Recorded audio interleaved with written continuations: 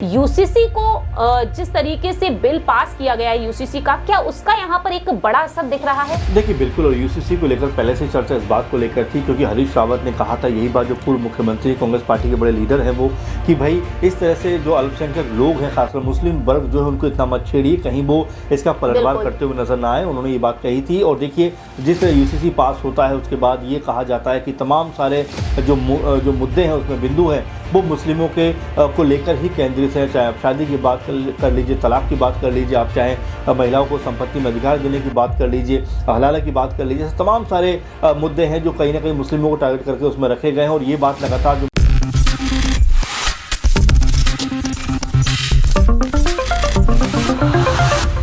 2024 की शुरुआत होते ही तैयारियों में जुट गए हैं राजनीतिक दल लोकसभा चुनाव की। लोकसभा चुनाव में महज 4 महीनों का वक्त बताया जा रहा है और इससे पहले केंद्र की मोदी सरकार कई अहम दांवपेच खेलती हुई नजर आई है। कई बिल को लागू कराने की कोशिश में वह जुटी हुई है। बात अगर कर ली जाए यूसीसी के बारे में, यानी कि यूनिफॉर्म सिविल कोड, समान नागरिक संहिता के बारे में अगर बात की जाए तो इससे लेकर देश के अलग अलग राज्यों में कहीं ना कहीं सियासत तेज होती हुई नजर आ रही है। बात सबसे पहले की जाए उत्तराखंड के बारे में, तो उत्तराखंड में इस बिल को पास किया गया है, लेकिन इस बिल के पास हो जाने के बाद जिस तरह से दंगा होता हुआ नजर आया है, उसके बाद से अब यूनिफॉर्म सिविल कोड से इसे जोड़कर देखा जा रहा है।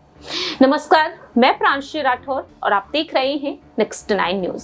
हमारे साथ इस वक्त अमन जी मौजूद हैं, जिनसे जानेंगे कि यूसीसी बिल जिस तरीके से उत्तराखंड में पास हुआ और इसके कुछ घंटों बाद, मान लीजिए कि 24 घंटों के बाद यहाँ पर क्या एक बड़ा असर देखने को मिला है। नैनीताल के हल्द्वानी में बनभूलपुरा क्षेत्र में जो घटना होती हुई नजर आई है, हिंसा होती हुई नजर आई है, मस्जिद और मदरसों को जो अवैध रूप से निर्मित थे उन पर बुलडोजर चला दिया गया, ध्वस्त कर दिया गया, जिससे कि पथराव हुआ, आगजनी हुई, लोग भड़कते हुए नजर आए हैं, पुलिस से भिड़ते हुए नजर आए हैं और कर्फ्यू लग चुका है, इंटरनेट ठप है, स्कूल बंद है। तो स्थिति यहाँ पर इतनी भयानक बन चुकी है और अब देश भर में देखा जाए तो इसी को लेकर चर्चाएं हो रही हैं। यूसीसी को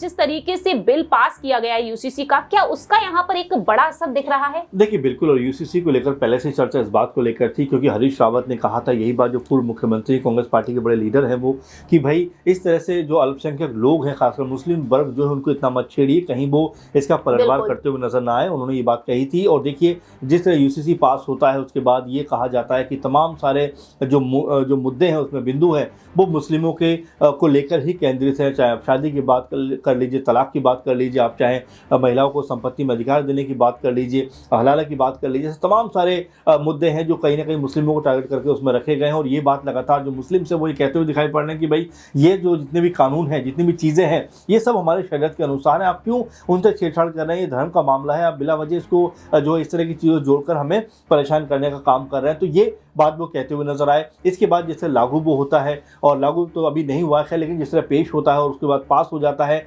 और अब जिस तरह से उसके 24 घंटे के बाद ये जो अतिक्रमण को हटाने के लिए जो कह सकते हैं बुलडोजर वहाँ पहुँचता है, पुलिस वहाँ पर पहुँचती है और एक तरीके से मस्जिद और जो कह सकते हैं कि जो मदरसा है उसको ढहाने का जो काम करती है, उसके बाद लोग वहाँ भड़क जाते हैं। और यही कहीं ना कहीं निकल कर सामने आता है कि आखिर कब तक मंदिर मस्जिद पर चीज़ें चलेंगी और क्या इसी के वजह से ये सारा कुछ होता हुआ नजर आ रहा है। क्योंकि लोग अब काम चाहते हैं, विकास चाहते हैं, तो ऐसे में इन चीज़ों के ऊपर ध्यान ना देकर बेहतर होगा कि कामों पर ध्यान दिया जाए। लेकिन जिस तरह से सरकारों में बैठे लोग जो इस मुद्दे को हवा देते हैं और इस तरीके से लोगों को कह सकते हैं कि उन्माद फैलाने के लिए उकसाते हैं, वो अपने आप में बेहद खतरनाक है। कल ही में कांग्रेस पार्टी के एक नेता का बयान सुना, तो उसमें वो कह रहे हैं कि जिस तरह से उत्तराखंड में पूरा का पूरा मामला हुआ है उसमें ये देखने को मिलता है कि शासन प्रशासन की ये लापरवाही है कि उन्होंने बिना कोई पूरी तैयारी किए इस तरह के जो है काम को करने का, अंजाम को कह सकते हैं लाने का काम किया, जिसमें वो पूरी तरह फेलियर हुए और नतीजा उसका ये हुआ कि वहाँ पर दंगे छिड़ गए, उसमें कई लोगों की जान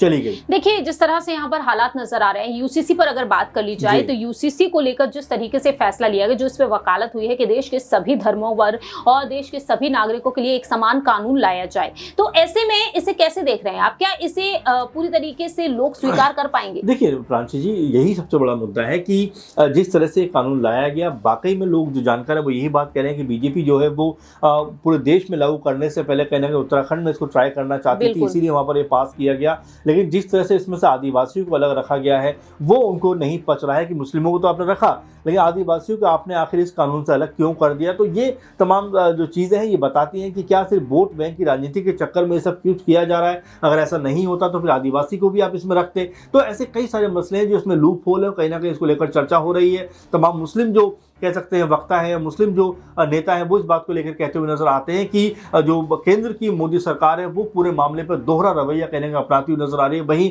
सीएम धामी भी एक तरीके से एक तरफा चीजें करते हुए दिखाई पड़ रहे हैं, जिससे कहीं ना कहीं जो अराजकता है, उन्माद है, वो लगातार फैल रहा है। और इसको रोकने के लिए, इन चीज़ों पर अंकुश लगाने के लिए, बेहतर माहौल बनाने के लिए सरकार का आगे बढ़ना बहुत ज़रूरी है ताकि लोग विश्वास में आए और ऐसी जो चीज़ें होती हैं वो ना हो पाए। वाकई में अब यहाँ पर यही देखना होगा कि यूसीसी के बाद क्या वाकई में ये हिंसा छिड़ी है। और अब